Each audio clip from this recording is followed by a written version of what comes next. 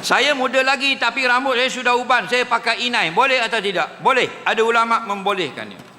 Cuma pandangan jumhur ulama, hendaklah inai itu tidak berwarna hitam. Kalau inai yang berwarna hitam, pandangan yang dhaif membenarkan. Itu pun alal makruh, atas dasar makruh juga. Faham lagi? Pandangan yang muktamad, kau yang rajih, haram menggunakan inai warna hitam. Bila bagi orang tua, ada pun bagi orang muda, ulama membolehkan kerana penyakit.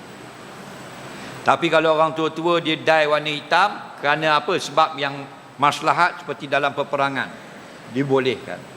Sebab apa? Bila tentera Islam ramai ada rambut putih, janggut putih, nanti orang tentera musuh dia teropong. Dia teropong tengok semua rambut putih, boleh makan. Boleh makan. Faham? Dia jadi semangat. Betul tak?